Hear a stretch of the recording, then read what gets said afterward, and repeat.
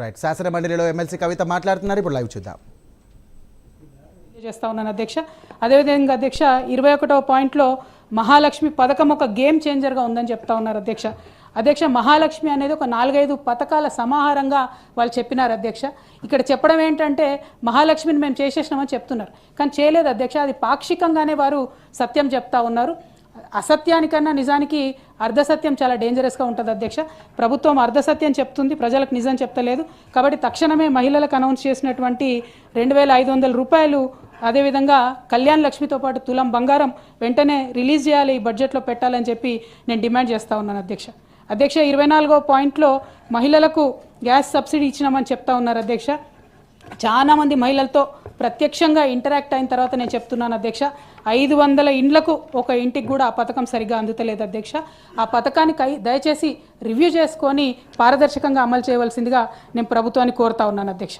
అట్లానే 35వ పాయింట్లో అధ్యక్ష, మేము ఆరోగ్యశ్రీని 5 లక్షల నుంచి 10 లక్షల వరకు పెంచినామని చెప్తా ఉన్నారు అధ్యక్ష. అధ్యక్ష, కేసీఆర్ గారు కూడా ఆనాడు వైఎస్ రాజశేఖర రెడ్డి గారి పథకం వారు 2 లక్షల రూపాయలు పెడితే దాన్ని పెంచి 5 లక్షలకు తీసుకొచ్చినాం అధ్యక్ష.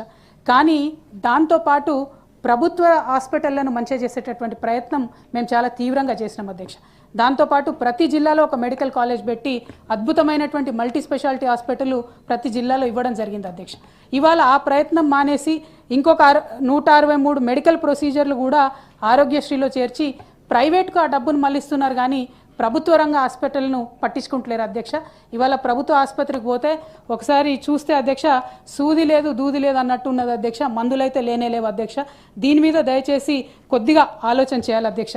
ఒక మహిళగా నేను కోరేది ఏంటంటే ప్రభుత్వ హాస్పిటల్లో ప్రసవాలు జరగాలి, దానివల్ల పేదవాళ్ళ ఇంట్లో 2 రూపాయల ఆదాయం మిగులుతుంది అనేటటువంటి ఆలోచనతోని అన్ని ప్రొసీజర్స్ కూడా క్రియేట్ చేసి ఇదివరకు పెట్టినాం అధ్యక్ష.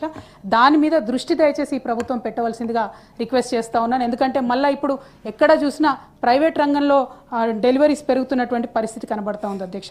అధ్యక్ష, 41వ పాయింట్లో అధ్యక్ష, బీసీల కోసం 42% రిజర్వేషన్ల కోసం మేము ఇక్కడ తీర్మానం పెట్టామని చెప్తా ఉన్నారు అధ్యక్ష. అధ్యక్ష, ఇది చాలా సీరియస్ ఇష్యూ అధ్యక్ష. దయచేసి ప్రభుత్వాన్ని నేను కోరుతా ఉన్నాను, రేపు ఎస్సీ వర్గీకరణకు సంబంధించి ఎల్లుండి బీసీలకు సంబంధించి బిల్లు పెడతారని మాకు తెలుస్తూ ఉంది అధ్యక్ష. కానీ ఇంతవరకు మరి ఈ 2 రిపోర్ట్లను ప్రభుత్వం ఎందుకు దాచిపెడుతుంది అధ్యక్ష? డెడికేటెడ్ కమిషన్ వేసినారు, ఆ రిపోర్ట్ ఎందుకు ఇంతవరకు మరి అసెంబ్లీలో పెట్టడం లేదు? మీరు జనాభా లెక్కలు చేసినామంటున్నారు, కులాల వారీగా ఎందుకు ఆ డీటెయిల్స్ అసెంబ్లీలో పెట్టడం లేరు? గ్రామ పంచాయతీల వారీగా ఎందుకు ఆ డీటెయిల్స్ పెడతలేరు? ఆ విషయాన్ని దయచేసి సీరియస్గా తీసుకోవాలి అధ్యక్ష. బిల్లు పెట్టే లోపల కనీసం ఈ రోజో రేపో అసెంబ్లీలో టేబుల్ చేయాలని చెప్పి నేను డిమాండ్ చేస్తూ ఉన్నాను అధ్యక్ష. అట్లానే 42వ పాయింట్లో జస్టిస్ షమీమ్ అఖ్తర్ కమిషన్ సిఫార్సు ఆధారంగా ఎస్సీ ఉపవర్గీకరణ చేస్తున్నామని చెప్తున్నారు అధ్యక్ష. ఆ షమీమ్ అఖ్తర్ గారి రిపోర్ట్ కూడా దయచేసి టోటల్ రిపోర్టు అసెంబ్లీలో పెట్టాలి అధ్యక్ష. ఇక్కడ కూర్చున్న వాళ్ళందరం కూడా అంతో ఇంతో చదువుకున్న వాళ్ళమే, ప్రజా సమస్యల పట్ల అవగాహన ఉన్న వాళ్ళమే అధ్యక్ష. ఆ రిపోర్టు సంపూర్ణంగా చదివితే ఇంకా సాధికారికంగా సూచనలు చేసేటటువంటి అవకాశం ఉంటుంది, కాబట్టి వాటిని పెట్టమని చెప్పి మేము డిమాండ్ చేస్తూ ఉన్నాం అధ్యక్ష. అధ్యక్ష, 47వ పాయింట్లో దావోస్లో జరిగిన ఆర్థిక ఫోరంలో 49,500 కోట్ల మందికి ఉద్యోగాలు కల్పిస్తూ 1,78,000 కోట్ల పెట్టుబడులు వచ్చాయి.